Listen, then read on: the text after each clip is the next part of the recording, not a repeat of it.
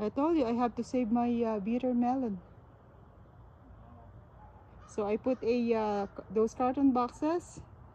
I cover them with and then I put a tampax on it.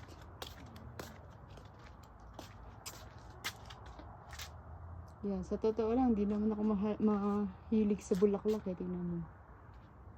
Ano naman ang bahay ko, puro bulaklak. Ayan, oh.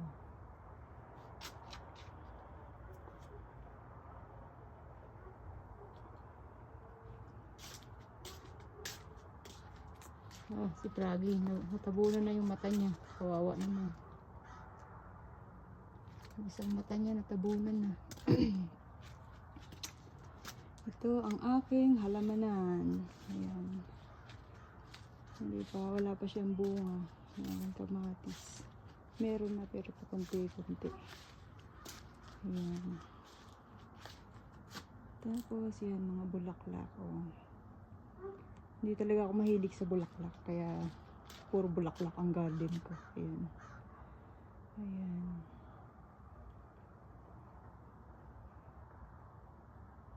Ayan, hanggang doon siya.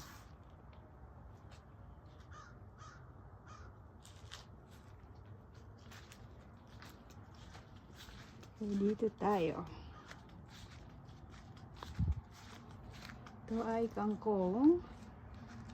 Ito ang aking bok choy. Tapos yun naman ay cantaloupe at saka honeydew. Pasensya na, maingay yung AC ni Darcy Moberg. Ito ay mga sili. Ayan. Tapos itong aking greenhouse. Ito ay mga okra.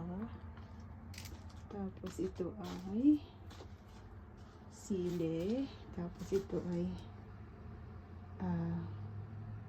ampalaya. Ibunga na siyang 2 piraso. Pero maraming maliliit. Ayun. Masyadong mainit dito. Napakahirap magpaano ng halaman.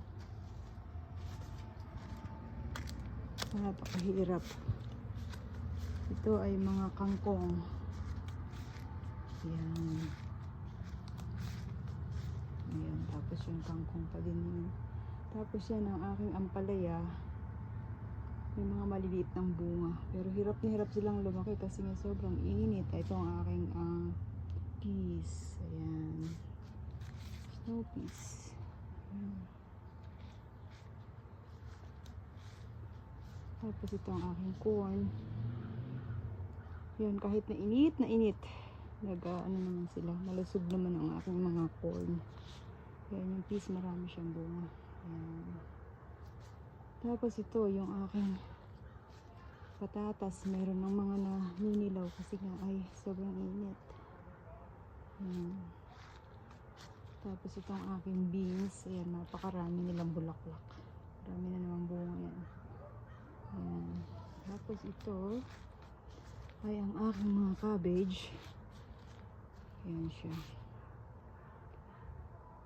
Ayan. Tapos yun yung aking carrots. Tapos kalrobi. Malalaki na ayan, nakakasurvive sa init. Pero kailangan ay gamitan ng sprinkles. Ayan. Sprinklers. Para sila ay mabuhay. Ayan. Ayan siya. Tapos ito yung aking cherry. Ayan, kala ko mamamatay na. Ayan, ang dami ng bunga. Ayan. Saka itong aking ayan, apple as usual. Hindi napapagod sa kabubunga. Ito naman ay ang aking strawberry. Ayan, may mga bunga-bunga na siya. Ayan, may mga bunga. Kakaani ko lang kahapon. Marami na naman siya.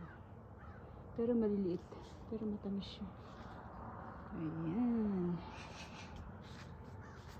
Ito na siya.